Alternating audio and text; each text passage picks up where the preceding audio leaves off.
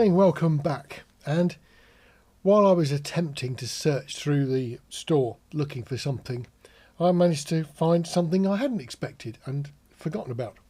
A short shotgun microphone from Beyer. It's an M86. I think they're on the M86 Mark II now, because I've had this a fair while. It's a short shotgun. We've looked at some short shotguns before, and to be perfectly honest, they're sort of a bit like hypercardioids really in practice. This sort of thing, with the interference tube design, means that you have to point it accurately. You've got a little bit of leeway either side of on axis, but at lower frequencies you can actually hear pretty well, you know, like an ordinary cardioid. As I was playing with this in the office this morning, there was an aeroplane going past, droning away, and I was experimenting pointing it around, and the low frequency drone from the aircraft, it didn't really matter where I pointed it at all. The reason for that is because this particular one was very popular, fitted to video cameras. So on a video camera you don't want something that's too long, and this rather neat little condenser solves their problem. You know, you can actually put it on a camera. You probably have to put a huge great big softy on the top just to stop the wind annoying you, but it's still quite compact. It came in a couple of versions as well. This particular one is phantom power only. There was another version that let you put a 1.5 volt battery inside it, so you could run it where you didn't have phantom available. So that was a quite handy little feature. I just found that I didn't use it that much. It used to sit on the camera. The camera it sat on is long gone, and it sort of got relegated.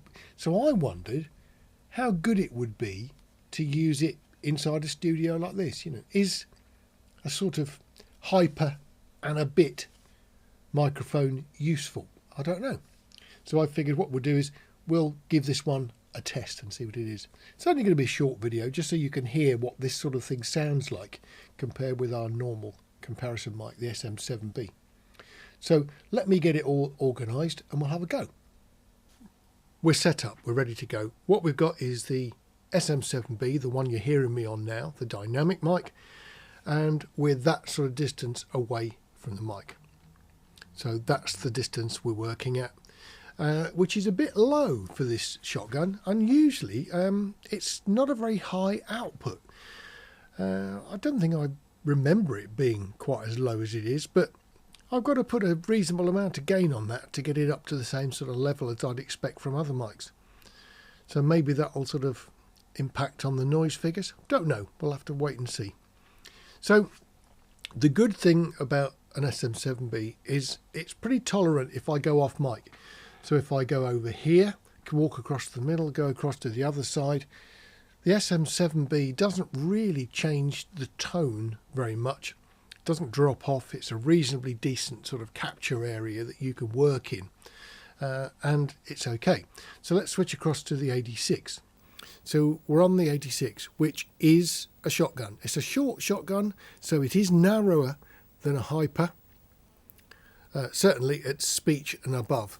So let me just see what the off-axis sounds like. So if I go across to the outside of the frame there, I'm now on one side. If I come back to the middle and go across to the other side of the frame here, that's the sort of difference in the tonal shift that you're going to get if you use a short shotgun. A lot of people do like them for sort of voiceover work. I don't really know why that is. I think I'd prefer something a bit different. But can these microphones be repurposed, and are they useful in the studio? Well, anyway, you've heard now. Tonally wise, well, we'll switch about between the two just so you get a bit better idea of the sort of differences that these two microphones have. The SM7B is quite difficult to sort of beat in the sort of tone stakes. It seems to sound nice if you're right on top of the windshield, and it's not that bad if you get further away. What I could do is abuse it a bit, I suppose. Let me go in a bit closer. I'm now in about a hand span distance away from the microphones.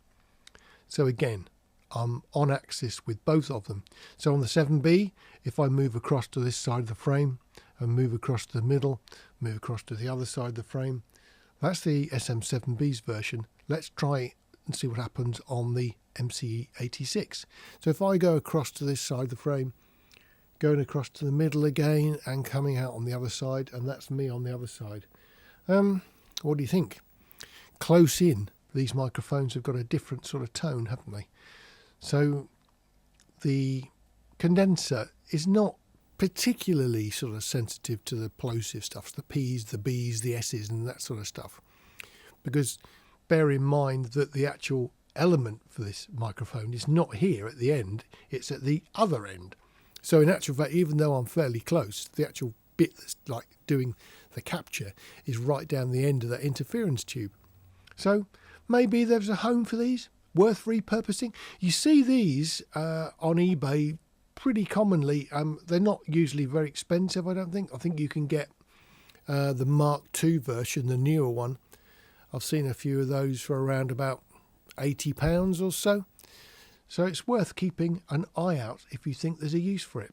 And of course, it is a shotgun to add to the collection. So there you go. Quick video, MCE86. This is the Mark I. What do you think? I hope it's for some sort of use. Maybe it'll sort of give you an inkling as to what these things sound like. Anyway, look after yourselves and I'll see you on the next video. Take care.